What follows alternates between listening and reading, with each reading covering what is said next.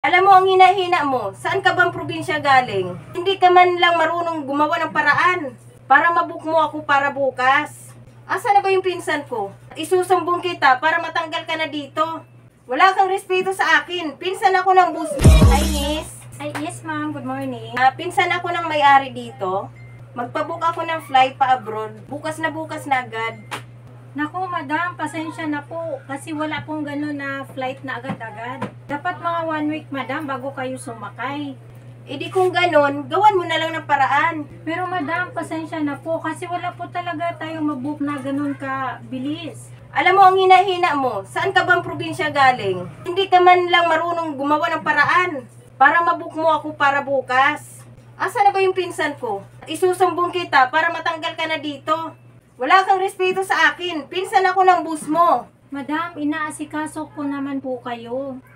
Kaso lang, hindi ko po talaga kayang ibigay ang kagustuhan nyo na magpabook ng ticket na makaalis agad-agad bukas. Sana madam, wag nyo naman po akong ipatanggal. Ako lang po ang inasahan ng pamilya ko sa probinsya namin. Maawa naman po kayo, madam. At nagdadrama ka pa, ha? Naku, akala mo naman madadala ako sa drama mo. Ipapatanggal talaga kita kapag hindi mo ako pinagbigyan sa kagustuhan ko. Ganito na lang. Kung gusto mo pang tumagal sa trabaho mo, mag-cancel ka ng flight ng isang tao. Yung papaalis bukas. Tapos, ako ang ipalit mo. Pasensya na po talaga, madam. Hindi po talaga pwede ang hinihiling mo. Kung ganon, pues, huling araw mo na to dito sa trabaho mo.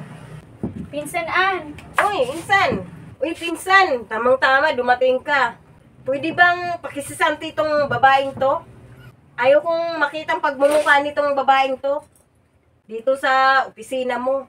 Pwede bang pakitanggal na to ngayon? insan pwede bang huwag mong bastusin? Kahit sino sa mga tauhan ko dito. Hindi porket magpinsan tayo, pwede mo na silang bastusin. At sigaw-sigawan. Umalis ka na bago pa kita ipakaladkad sa mga gwardya ko. Miss Rose, pasensya ka na sa pinsan ko ah.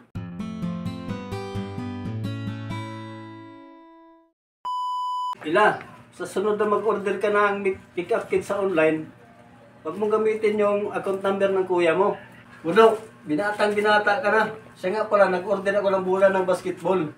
Ngayong darating na weekend, tuturuan na kita mag-basketball. O Ila, yung order mo. Oh, yung make-up mo, ako patuloy na pagalitan. Delivery po ng parcel. Bola po ito ng pambasketball. Sa akin yan. Anak, ano ibig sabihin nito? Bakit naka-make up ka? Pues kung ganun, ligpitin mo ng mga gamit mo at lumayas ka na dito. Panahon na siguro na i-surprise mo siya ng pagbisita. Siguradong gusto ka na rin niya makita.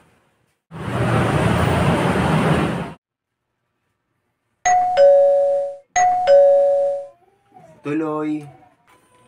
Pa, nandito ka? Pa, patawad. Anak, dapat ako ang humingi sa'yo ng tawad. Na pagtanto ko kasi na ikinukulong pala kita sa makasarili kong pangarap. Ngayon, isa lang ang katanungan ko. Anak, mapatawad mo pa ba ako? Oo naman pa. Sobrang nangungulila po ako sa'yo.